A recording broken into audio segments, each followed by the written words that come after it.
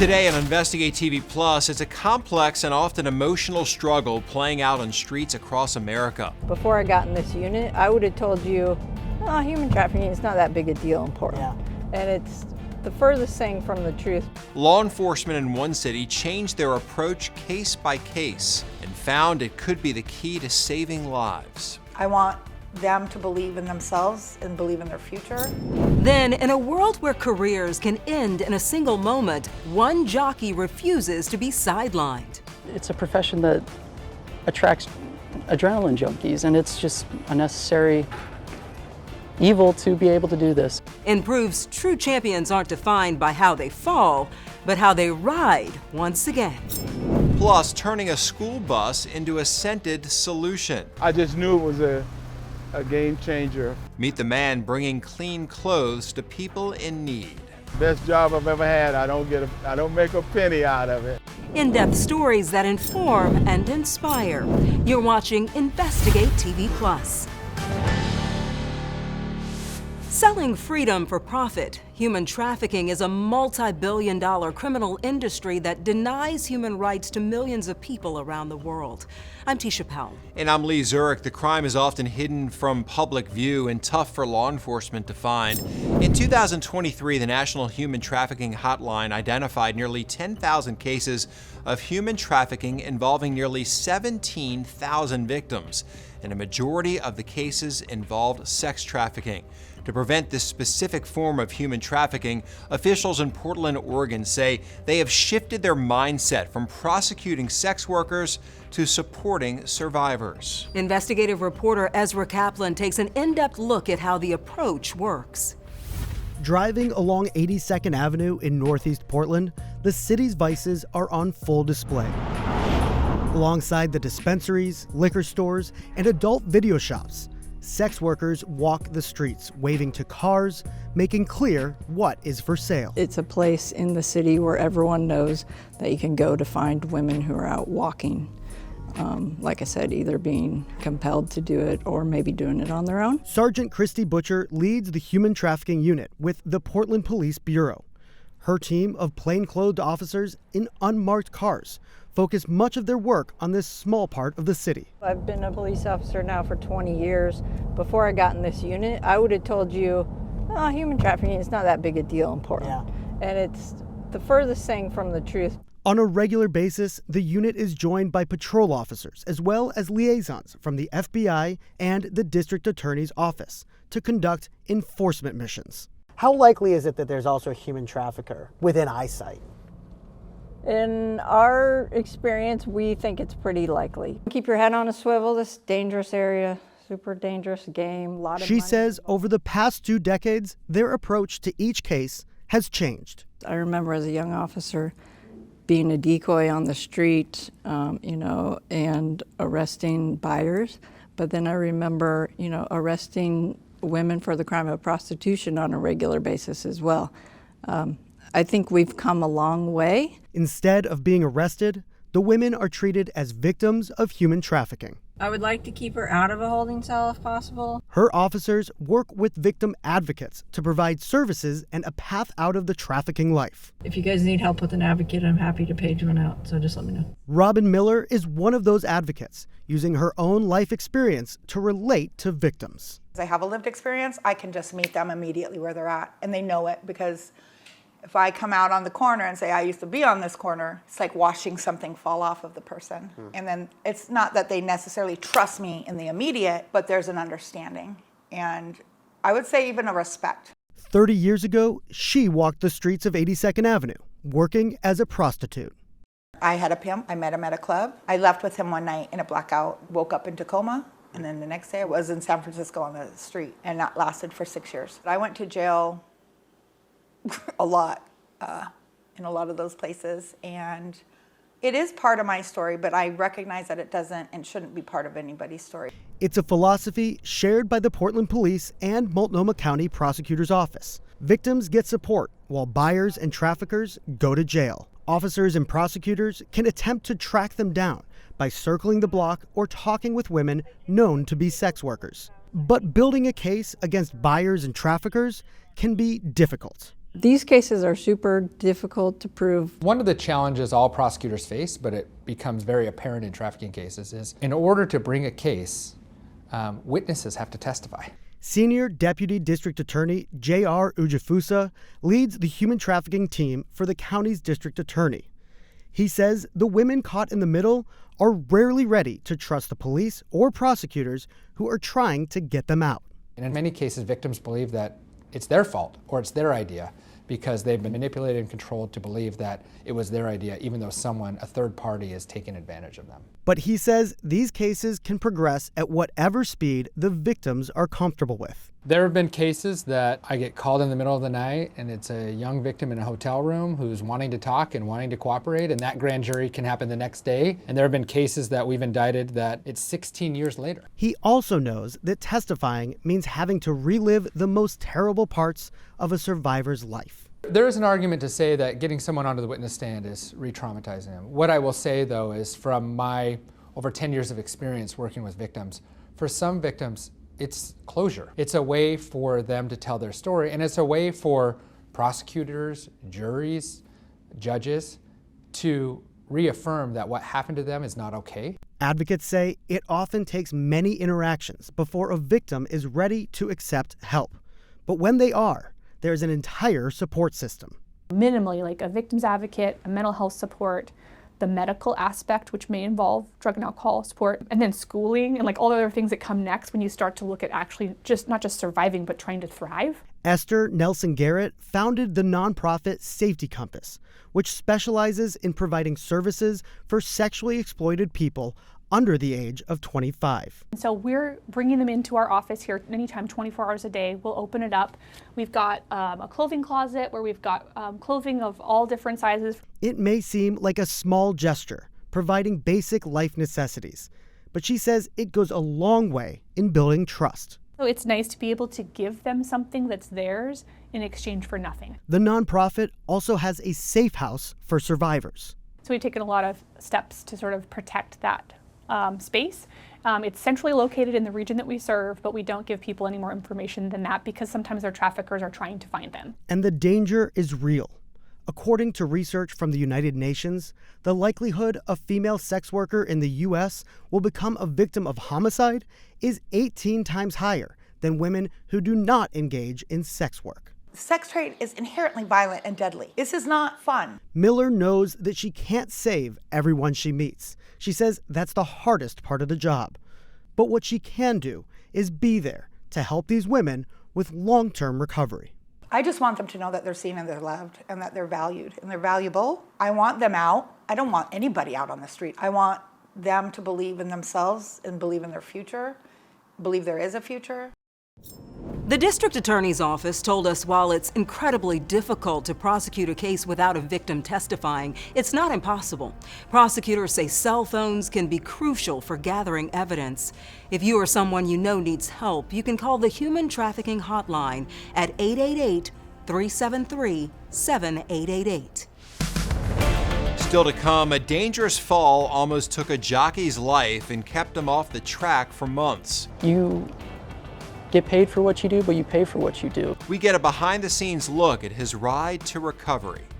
Then later, rewriting a linguistic legacy. It's a great way to bring people together and give them a sense of pride. How one song inspired a member of a Native American tribe to revive the language of her ancestors. You can watch Investigate TV Plus anytime streaming online. Get the app for Roku, Amazon Fire TV, and Apple TV. They're free to download.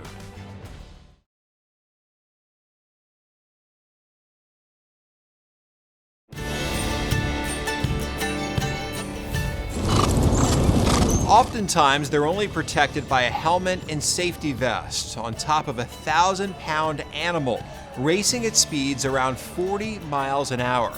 It can be a dangerous ride for jockeys. But their health care has become a priority in recent years as new mandates for their physical and mental welfare have taken shape. Reporter John Bull explains what's changed and introduces us to a jockey who had a terrible fall at Churchill Downs, only to battle back 3 months later. He went to the University of Texas to be an accountant, but he's going to Norton Sports Health to be a jockey. As soon as I graduated, it's like I got that diploma and I sprinted right back to the racetrack. And something drastic happened as he was trying to become one of the best jockeys in the game. My horse stumbled. I was very fortunate. So fortunate, Keith only fractured his femur, broke 3 ribs, and tore a lung, mandating he lie motionless in the hospital the first week. His horse was uninjured. Go ahead and come down. Ready, set.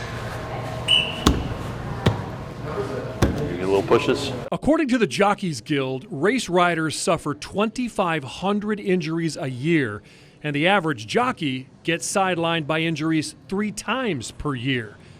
4 seconds. But unlike other violent sports like football, horse racing didn't even start implementing things like concussion protocol or even physicals until 2 years ago. When we started doing sports physicals for these professional athletes, their history was pages long. Or they can't remember all the injuries they've had just because they've had so many. It's a very humbling experience. It's like learning how to walk again, jeez. All right, Can't stay harnessed to the gym forever. After months of simulation, it's time to take a riskier step.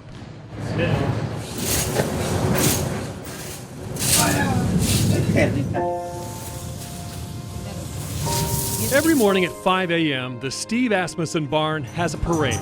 No grand marshal, just 36 horses chomping at the bit to get out and exercise. It's training day at Churchill Downs. Keith Asmussen is one of 6 riders scheduled to let them spin their wheels. It's okay, you don't have to pick me up. You can go back to the barn. Is it too soon? He's well aware of riders' reputations for rushing back to paychecks. Just a few years into this, Keith is a few furlongs shy of $9 million in purse earnings.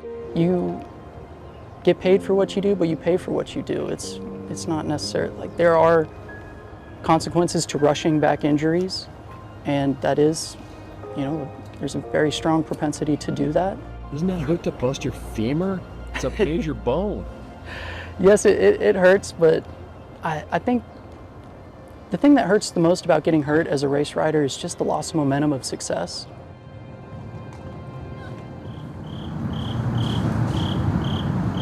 All alone, in the dark, watching, is Keith's dad.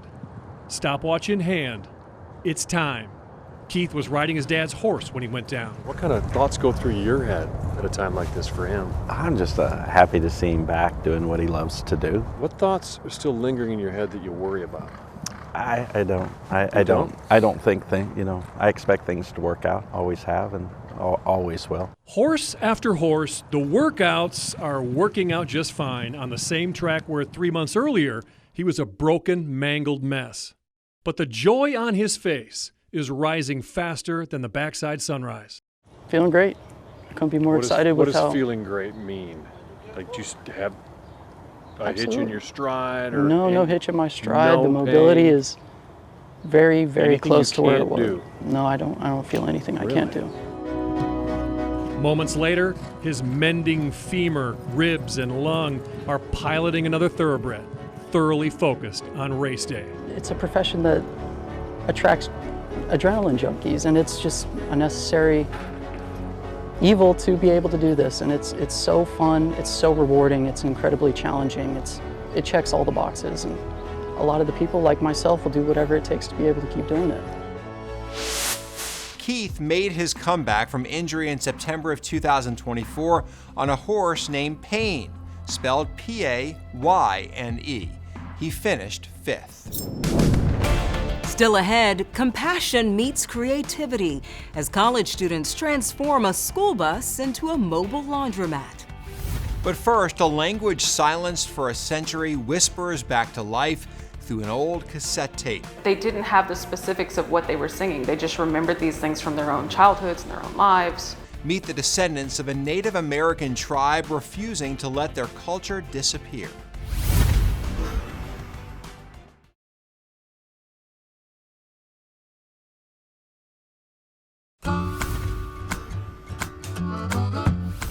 Language can foster cultural identity and encourage a sense of community. But thousands of languages are at risk of being lost.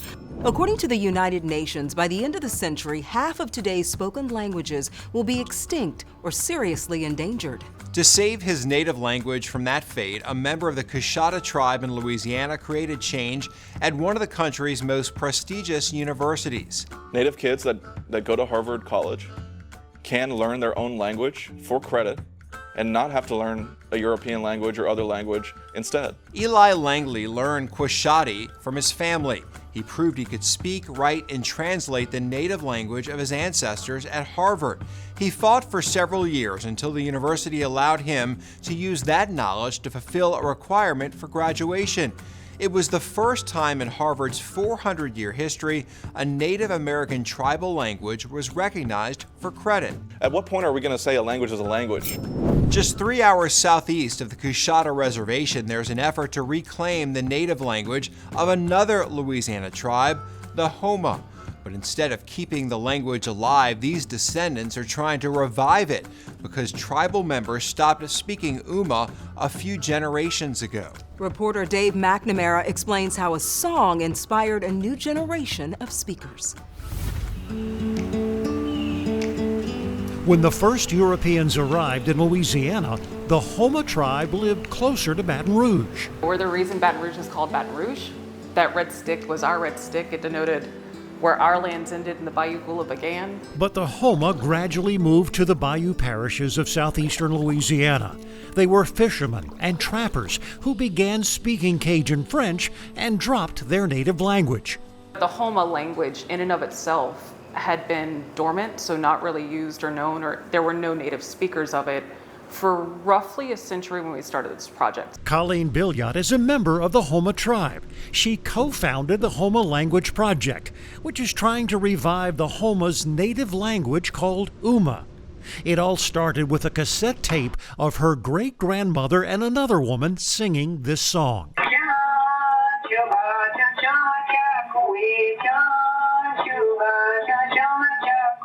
They knew one of the songs was the Chanchupa song, the alligator song, but they didn't have the specifics of what they were singing. They just remembered these things from their own childhoods and their own lives. And there were more clues. 80 Houma words written down in 1917 by anthropologist John R. Swanton. That was enough to begin reclaiming a nearly lost language. We knew that a lot of our vocabulary was very similar to Choctaw.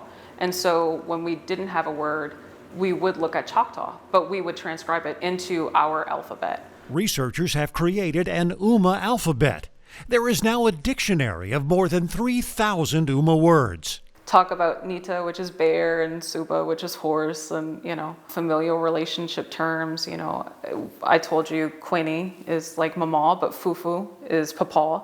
And the Uma language has been updated with native names for modern things like computer and cell phone.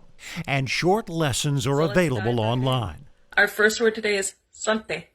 Sante is snake. Our second word is chutka. Chutka is spider. What's the point of all of this? Why do you feel it's so important to reclaim and get people using this language again? Language is a part of, again, who you are and your culture and your community. And I think it's a great way to bring people together and give them a sense of pride.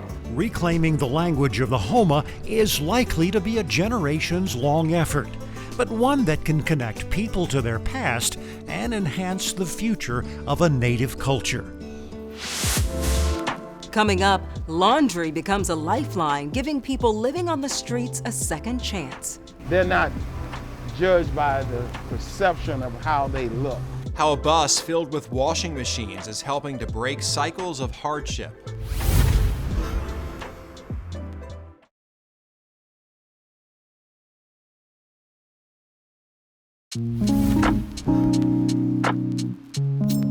Laundry, it can be considered a chore. But for people living on the streets, having clean clothes is key to getting back on their feet. Being able to be clean, giving some hope. There's some hope to being able to get back into society. In order to provide this essential service, an Atlanta nonprofit teamed up with Georgia Tech students to turn a school bus into a mobile laundromat. Reporter Joshua Skinner shows us how they're making an impact.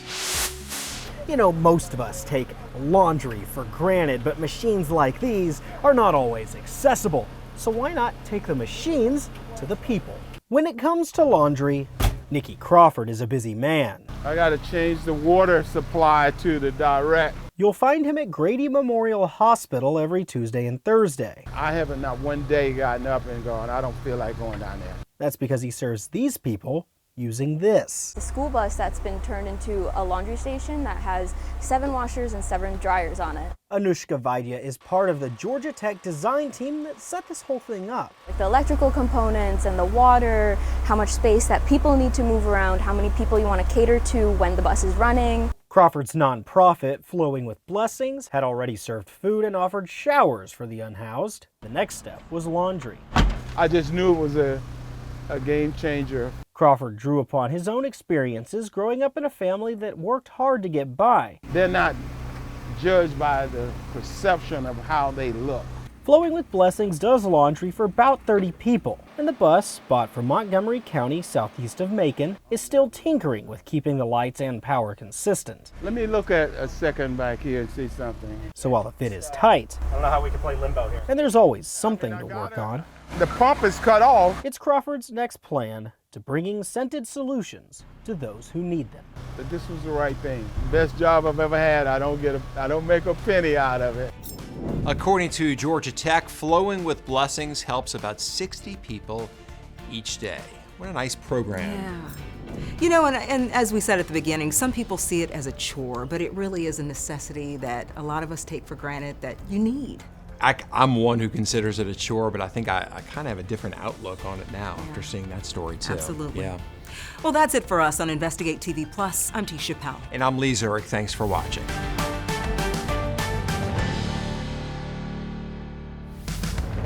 Next time on Investigate TV Plus, students left with debt and no degree as more colleges and universities shut down. If you had known the school was going to shut down before you could finish your degree, would you have gone there still? No, ma'am. We take an in-depth look at sudden closures across the country and reveal why it has some worried for their future.